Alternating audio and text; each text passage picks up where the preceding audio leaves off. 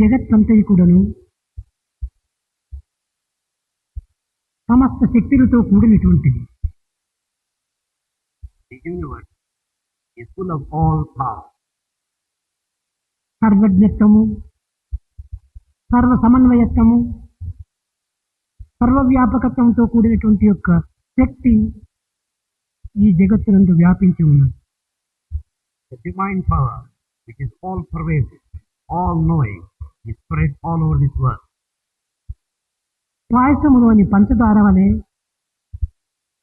ప్రతి అణువును కూడాను ఈ దివ్య శక్తి లీనమయ్యింది. Just as you find sugar in a pudding, you find this mighty power. Sugar in rice pudding, you find the mighty power right from beginning of the atom.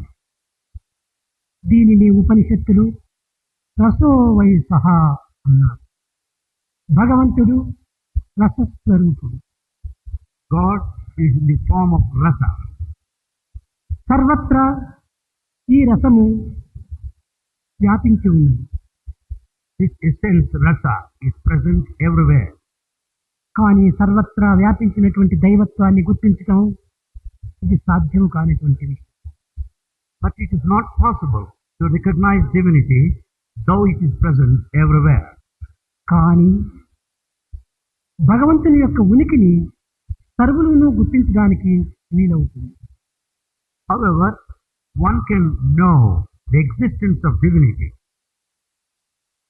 చెరకులోని తీపి, Just as sweetness in sugar cane, వేపలోని చేదు, the bitterness in a neem, మిరపలోని కారము, just as you find the hot నిమ్మలోని పులుసు, in chili, కర్రలోని అగ్ని, the fire in the wood, ఇవన్నీ కూడాను భగవంతుని ఉనికికి ప్రత్యక్ష ప్రమాణం. they all prove the presence of divinity. విత్తనం నుండి మొక్క ప్రారంభమవుతుంది. The plant germinates out of the seed. గుడ్డు నుండి పిట్ట ప్రారంభమవుతుంది. The egg grows into the bird. పుట్టిన బిడ్డనే తల్లిగా మారుతుంది. The child later becomes the future mother. ఇవన్నీ కూడాను భగవంతుని ఉనికికి ప్రత్యక్ష ప్రమాణములే. They are all the living proof of the direct divinity.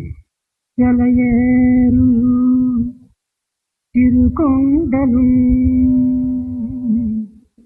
చిత్ర ప్రచిత్రములు మహోత్కరమొప్ప నభ్రతలము జుంబించు ధైర్యము వత్తిల నింతేనియు విస్తృతం మొలచి ప్రత్యేక ప్రపంచంబునం నాదెను ఒప్పారు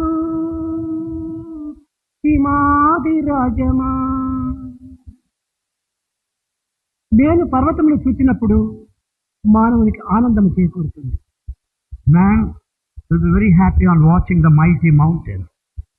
పొంగి ప్రవహించేటువంటి యొక్క నదులు చూచినప్పుడు మానవుని యొక్క ఆనందం ఉప్పొంగుతుంది. Man becomes ecstatic as he watches the river flowing. సముద్రమును చూచినప్పుడు ఆనందం ఆవిర్భవిస్తుంది.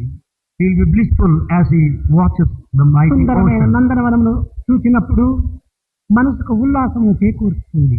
He will be very happy on seeing the forests and the gardens around. ఇవి అన్ని ఎక్కడి నుంచి వచ్చినవి? Where from they came. వీటన్నిటికీ నీ మూలాధారం ఏమిటి? What is the basis of all? భగవంతుని ఉనికి. The presence of God is the basis. ఇట్టి ఉనికి తత్వాన్ని ప్రతి వ్యక్తి కూడాను గుర్తించడానికి వీలవుతుంది. It's possible for everyone to know the existence of God.